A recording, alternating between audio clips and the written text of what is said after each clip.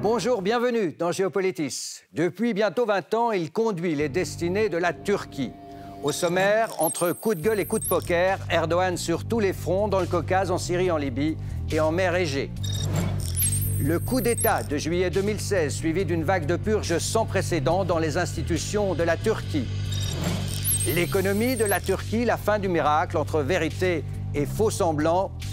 Enfin, la question de Chypre, l'île divisée depuis 46 ans, redevient un sujet de crispation avec les Européens. Recep Tayyip Erdogan, le conquérant, le sultan pyromane, jusqu'où ira-t-il? La Turquie contre le reste du monde, Erdogan lance la bataille du gaz. Ces quelques grands titres pêchés dans la presse internationale illustrent combien la Turquie et son président sont devenus source de questionnement, voire d'inquiétude. Tayyip Recep Erdogan multiplie les aventures militaires, il verrouille son pays de l'intérieur, revendique des portions de la Méditerranée, il met au défi l'Alliance Atlantique et bouscule même Vladimir Poutine.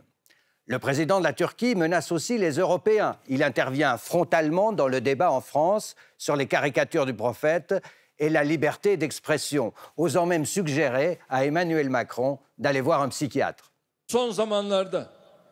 Que dire d'un chef d'État qui traite ainsi les millions de fidèles d'une autre religion? D'abord qu'il aille passer un examen de santé mentale. Erdogan ne semble reculer devant rien, ni dans le verbe, ni dans l'action. Nous allons essayer de comprendre la trajectoire, les virages, le charisme et l'autoritarisme de ce président qui se veut être le nouveau leader du monde musulman et un acteur incontournable de la scène internationale.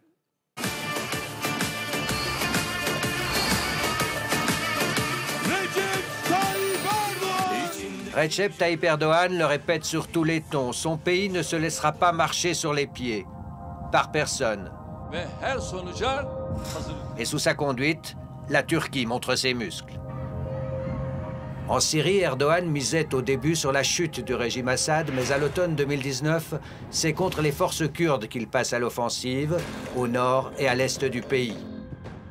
L'armée turque et ses milices islamistes affiliées contrôlent désormais ces territoires en rouge, au nord et dans la province d'Idlib, dernière enclave qui résiste encore au régime de Damas. Les Russes et les Turcs ont passé des accords de circonstance sur le terrain, mais l'équilibre est fragile, car dans ce conflit syrien, Moscou et Ankara n'ont pas les mêmes objectifs, ni les mêmes intérêts.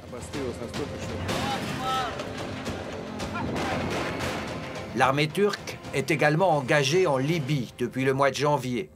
Grâce à cet appui en matériel et en hommes, le gouvernement de Tripoli a repoussé l'offensive sur la capitale du maréchal Haftar. La Turquie se pose comme un nouvel acteur central dans ce conflit, en obtenant au passage des droits d'exploration au large des côtes libyennes.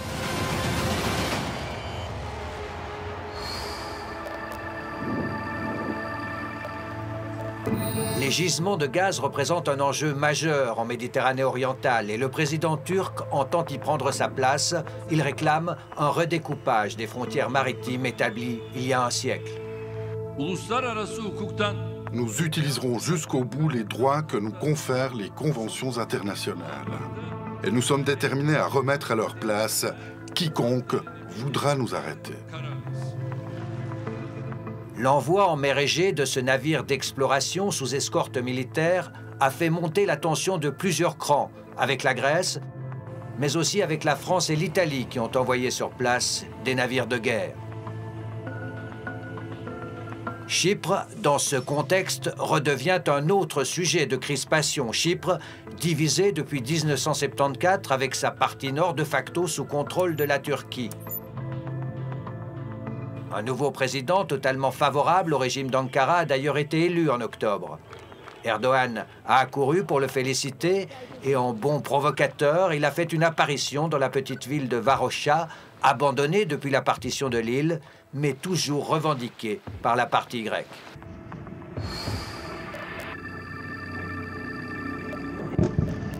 Après 44 jours de violents combats et près de 5000 morts, les armes se sont tues dans la région du Haut-Karabakh, que se disputent depuis 30 ans l'Azerbaïdjan et l'Arménie. Le cessez-le-feu a été obtenu par Vladimir Poutine à Moscou. Mais la Turquie et les combattants acheminés depuis le nord de la Syrie auront joué un rôle décisif dans la victoire des soldats azerbaïdjanais. Dans cette région du Caucase et en Asie centrale, cela fait longtemps que la Turquie déploie son influence. Sous l'impulsion d'Erdogan, des liens très forts, énergétiques, économiques, culturels ont été établis avec les ex-républiques turcophones de l'URSS, bien au-delà des rives de la Caspienne, jusqu'au Kirghizistan et même au Tadjikistan. Quand Erdogan veut renouer avec la grandeur ottomane d'autrefois, il n'hésite pas, là aussi, à empiéter sur le précaré de Moscou. Bonjour Abraham Ziadis. Bonjour. Un plaisir de vous recevoir sur le plateau de Géopolitisme. C'est une figure bien connue sur les écrans de la RTS, de TV5 Monde. Vous suivez depuis 30 ans l'évolution de la Turquie. Vous avez accompli d'innombrables reportages. Abraham, la Turquie est engagée aujourd'hui militairement en Syrie, en Libye. Elle vient de jouer un rôle décisif dans l'issue du conflit entre l'Azerbaïdjan et l'Arménie dans le Haut-Karabakh. Quel est au fond le projet politique derrière cet activisme à l'international? Alors, tout d'abord, la Turquie se retrouve aujourd'hui à une présence militaire sur 13 pays. 13 pays où il y a de une centaine à plusieurs milliers d'hommes. Par exemple, une base militaire de plusieurs milliers d'hommes se trouve au Qatar. Alors, évidemment, cette évolution-là est récente. Elle date en partie du pouvoir de Recep Tayyip Erdogan à partir de 2003. Je crois qu'il faut dire, et je crois que le président Erdogan lui-même ne me contredirait pas, si on dit que rapidement, le président a fait comprendre que la Turquie est un peu à l'étroit dans des territoires qu'elle a, de toute façon, depuis le début de sa création en 1923, elle a contesté, si vous voulez, la légalité des frontières que les grandes puissances, les alliés, lui ont imposées. Alors, jusqu'à maintenant, modus vivendi, aucun dirigeant politique de Turquie depuis 1923 n'a ouvertement contesté ces frontières. Recep Tayyip Erdogan, c'est un homme décomplexé vis-à-vis du passé historique de la Turquie, du passé de l'Empire ottoman, et donc depuis cette époque du pouvoir d'Erdogan, eh bien aujourd'hui, il n'y a aucun complexe à dire la Turquie est une puissance qui va opérer là où ses intérêts sont concernés. Quitte même à se retrouver sur le terrain, en Syrie, en Libye, dans le camp opposé à celui de Poutine et de Moscou. Hein. Alors, il faut aussi bien comprendre que dans toute l'histoire, la Russie et l'Empire ottoman, puis la Turquie, n'ont jamais été des partenaires. Elles ont toujours été, si vous voulez, des ennemis. La Russie a œuvré énormément pour la chute de l'Empire ottoman, plusieurs guerres. Et ce qui est étonnant aujourd'hui, depuis les opérations militaires russes en Syrie depuis 2015, eh bien, après un incident avec un avion russe qui a été abattu par les forces turques, il y a eu comme une entente, un modus vivendi. On a l'impression que la Turquie et la Russie sont des partenaires alors qu'ils sont régulièrement en zone d'affrontement. Mais sans s'affronter. Oui, il y a une cohabitation. Il y a des lignes rouges qui ne sont pas franchies. Ouais. Il y a une cohabitation comme si les deux dirigeants de cette région du monde se disent quelque part que, au fond, il y a une collaboration possible aussi longtemps qu'il y a concertation de présence de deux puissances antagonistes qui finalement peut-être ne le sont pas autant que ça. On a le sentiment tout de même que la Turquie a beaucoup plus d'ennemis que d'amis, alors qu'au début, je dirais le slogan de la politique étrangère turque, c'était zéro problème avec les voisins. Alors, j'en reviens aux traités qui ont fait la Turquie moderne. La Turquie estime depuis toujours qu'elle n'est pas dans ses frontières naturelles et historiques. Donc, depuis sa création, mais au fond, on peut dire depuis la Seconde Guerre mondiale, la Turquie est toujours en zone de turbulence avec la plupart de ses voisins. Du temps de l'époque, du temps de la guerre froide, eh bien, la Turquie était un pilier de l'OTAN. Hein, c'était la présence vis-à-vis de l'Union soviétique. un pilier fidèle de l'OTAN, raison aussi pour laquelle c'est un pays qui militairement est puissant désormais. Cette puissance militaire lui est due par ses frontières avec l'Union soviétique. Alors, on peut dire plusieurs choses. Aujourd'hui, contrairement aux périodes précédentes où il y avait toujours, par exemple avec la Grèce, par exemple aussi avec la Syrie et avec l'Irak, il y avait régulièrement des opérations militaires depuis les années 80 de la Turquie en Irak contre la guérilla kurde, mais également sur la zone syrienne. Donc tout cela n'est pas nouveau, mais aujourd'hui c'est l'ampleur, si vous voulez, et l'aspect décomplexé, l'audace d'un pays par rapport à son histoire. Puis l'audace aussi, c'est dans le verbe d'Erdogan, qui n'a pas hésité à comparer Mme Merkel à l'origine nazie, qui n'a pas hésité tout récemment à laisser entendre que M. Macron souffrait de problèmes psychiatriques. Voilà, là, on peut dire que, si vous voulez, les 5-6 premières années du pouvoir de Recep Tayyip Erdogan a été une période de concertation avec l'Union européenne, c'est-à-dire avec l'idée que la Turquie deviendra un pays finalement adéquat pour l'Union européenne. Et puis rapidement, eh bien, je pense qu'on aura compris, face à la tiédeur et même, je dirais, à la fraîcheur de l'Union européenne, la Turquie change de ton. La Turquie décide de s'ouvrir vers le monde oriental et c'est là que, évidemment, tout change dans la personnalité du président. Quel est le fil rouge entre l'Erdogan des débuts et l'Erdogan qu'on connaît aujourd'hui, conquérant, insolent, qui provoque l'étranger? Eh bien, voilà, c'est un autre... le personnage Erdogan, eh bien, c'est un homme qui est né dans des milieux populaires. Si vous voulez, il est né dans le quartier de Kasım Paşa. Kasım Paşa à Istanbul, c'était un quartier de petits trafics, un quartier malfamé, des trafics de cigarettes, peut-être un peu de trafic de drogue ici et là. C'est un homme qui a vécu dans les milieux populaires, méprisé ces milieux populaires par les élites. Et c'est petit à petit, finalement, dans ces années 70, où la Turquie est dans une ébullition, parce qu'on croit que la Turquie est toujours tenue d'une main de fer, mais il y a des périodes d'ébullition impressionnantes.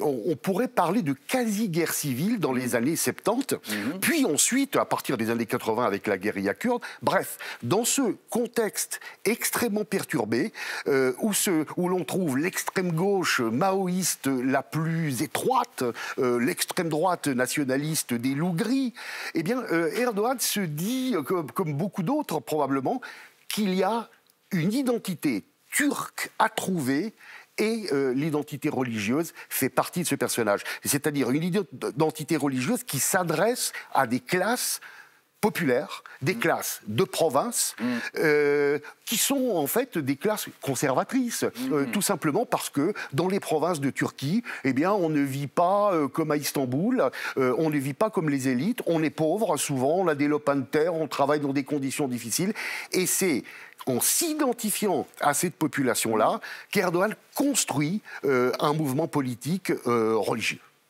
Alors, avant de poursuivre, Abraham, j'aimerais qu'on revienne sur le coup d'État de juillet 2016, coup d'État manqué, qu'on peut considérer comme un tournant pour la Turquie et aussi dans la trajectoire du président Erdogan. On continue cet entretien juste après ce sujet de Mélanie Ohayon avec Serge Chériot.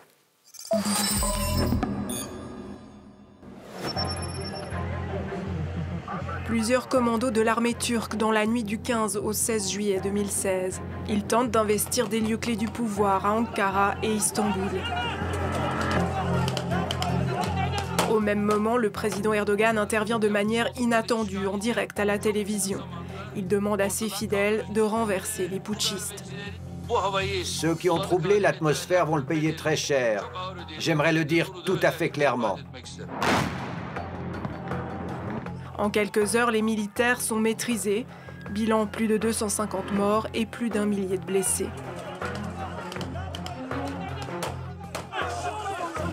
Erdogan décrète l'état d'urgence et resserre son emprise sur l'armée. En quelques jours, des purges d'une ampleur sans précédent. 100 000 fonctionnaires sont limogés ou suspendus.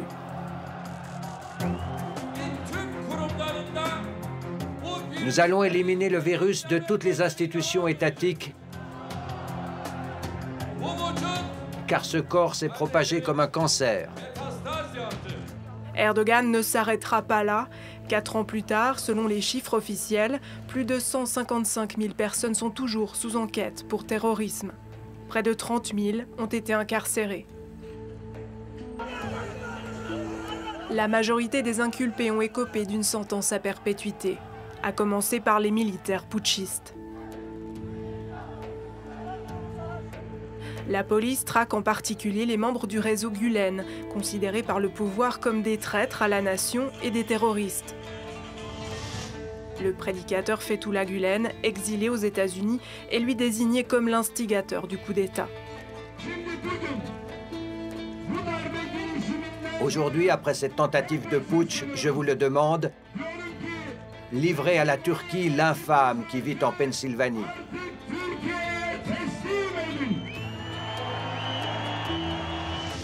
Depuis sa retraite en Pennsylvanie, Gülen nie toute implication. Il avance même l'hypothèse d'une manipulation du président lui-même pour faire le ménage.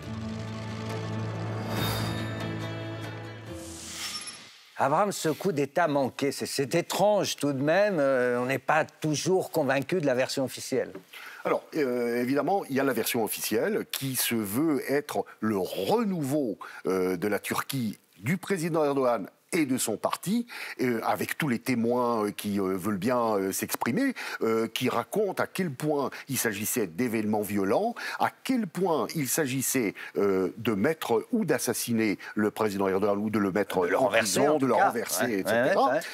Et puis, alors, il y a la version de l'opposition, des journaux, de la gauche, qui dit que ce coup d'État, selon eux, a été, en fait, préparé, mais a été... des sources militaires ont exfiltré les informations, ce qui a permis au président Erdogan de laisser faire ce coup d'État pratiquement jusqu'au bout pour sortir en héros. Sortir en héros, effectivement. À part ça, quelle que soit la version, c'est un tournant quand même. C'est un tournant et on peut, effectivement, ce fut à ce moment-là un tremplin politique énorme pour le président Erdogan. Là, ça a été une chape de plomb sur tout un pays. Donc, on l'a dit... La justice, les enseignants, l'administration... Et en particulier, les mouvements de gauche, la presse en particulier. Donc, si vous voulez, il y avait l'intention de dire, si on touche à ma personne, on touche à la démocratie turque, et à ce moment-là, donc, de prévoir, de prendre les rênes, par une réforme constitutionnelle, les rênes de tous les pouvoirs de la Turquie. Pour certains, c'est une dictature, pour d'autres, c'est, disons, une autocratie. Alors justement, au début, on percevait, en tout cas ici en Europe, Erdogan comme ce dirigeant, chef d'État, capable de faire la synthèse entre un islam modéré et la démocratie.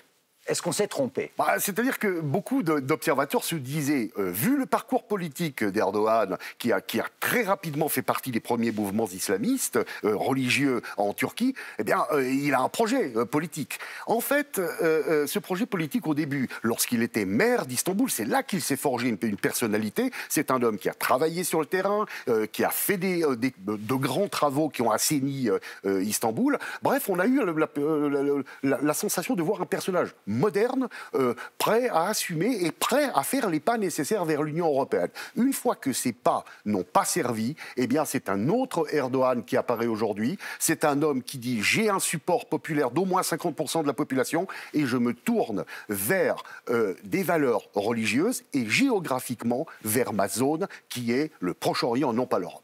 Des valeurs religieuses et ultranationalistes, parce que l'alliance politique... Bien entendu que cette alliance uniquement religieuse ne lui permet pas de maintenir son pouvoir.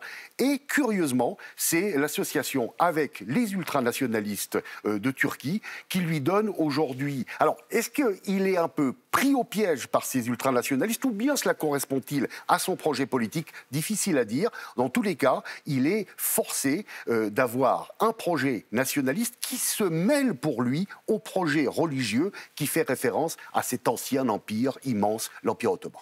Alors lui est au pouvoir maintenant depuis 18 ans. Qu'est-ce qu'il peut encore espérer, Erdogan? Je crois que Recep Tayyip Erdogan espère plus que les années du pouvoir. Il espère une transformation symbolique définitive de la Turquie. Cette Turquie laïque, liée à l'Occident, aux mœurs dissolues et au fond contraint à fréquenter un monde qui n'est, selon le président, qui n'est pas le sien, eh bien, aujourd'hui, l'idée de Recep Tayyip Erdogan, c'est de montrer, par ses années de pouvoir, que la Turquie a profondément changé et de supplanter, d'une certaine manière, Kemal Atatürk, qui est le fondateur de la Turquie moderne, un général aux victoires militaires, ce que n'est pas Recep Tayyip Erdogan. Et en 2023, on célébrera le centenaire de cette... 2023, c'est le centenaire. On a vu que le symbolisme chez Recep Tayyip Erdogan est très important. Sainte-Sophie, redevenue mosquée. Nous n'avons plus de compte à rendre à des puissances presque coloniale chrétienne et surtout 2023, eh bien, quelque part, c'est une apothéose, celle de dire la Turquie moderne existera pour toujours, mais elle sera religieuse et elle sera la création du président Erdogan. Merci Abraham pour cet éclairage. C'était un plaisir de vous recevoir sur le plateau de Géopolitique. Merci. Plaisir partagé. Merci.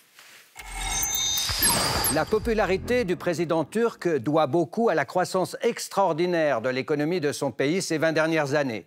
Mais le miracle semble terminé. Cette année, la Turquie est entrée en récession. Décryptage Olivier Colère avec Serge Chéréau et Anne Rizardi.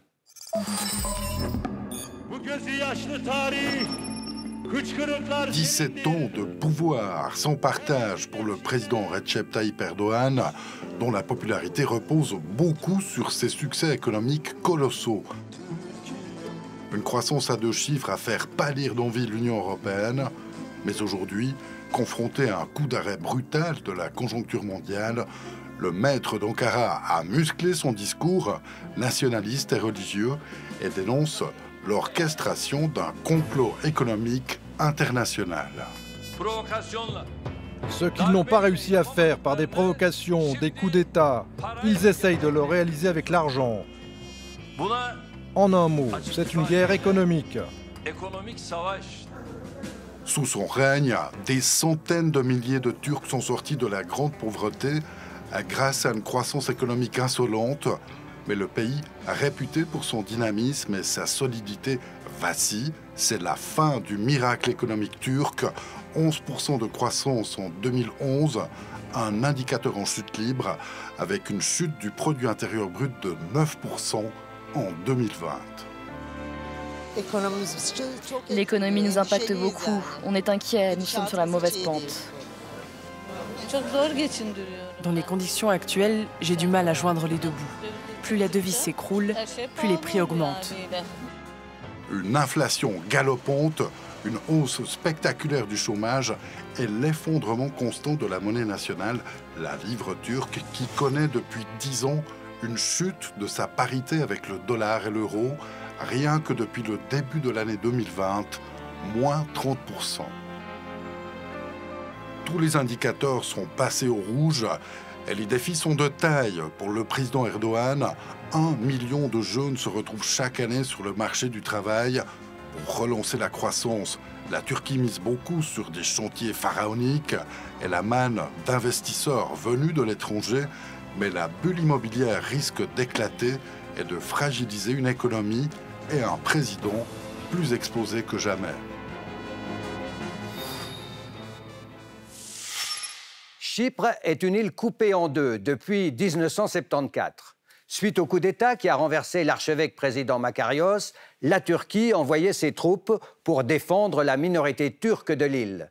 Une équipe de la télévision suisse romande était sur place pour le magazine Temps Présent. Voici un extrait de ce reportage et c'est notre rubrique ce jour-là.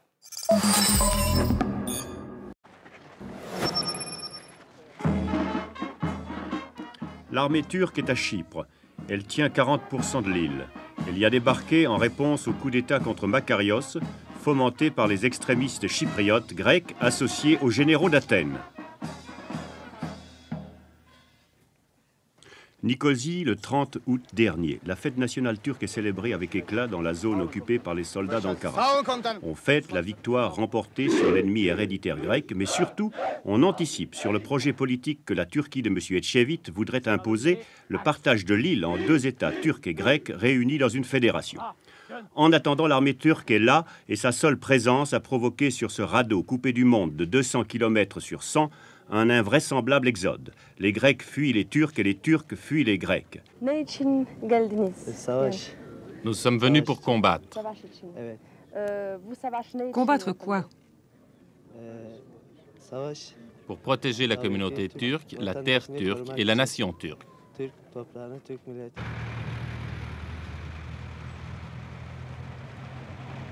Les raisons des soldats turcs ne sont pas celles des Chypriotes grecs. Eux ne songent qu'à fuir l'envahisseur, le plus vite possible, en abandonnant derrière eux leurs biens, leur occupation, leurs maisons. On nous a dit qu'il y avait des tanks près du village. Les gens ont eu peur, j'ai eu peur et je suis partie.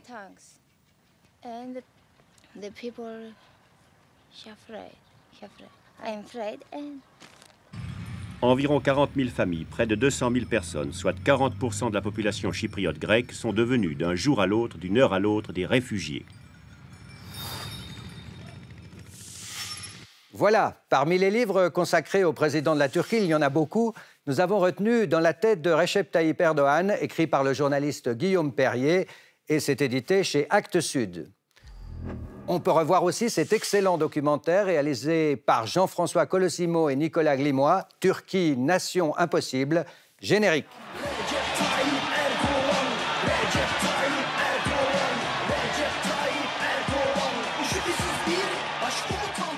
La semaine prochaine, les théories du complot, elles enflent, elles foisonnent et virevoltent autour du Covid. Nous recevrons dans Géopolitis l'historienne Marie Pelletier. D'ici là, restez curieux. On se retrouve même heure, même place sur la RTS et sur les écrans de notre partenaire TV5 Monde. Géopolitis que l'on retrouve aussi en podcast et sur YouTube. Merci de nous y suivre toujours plus nombreux. À bientôt.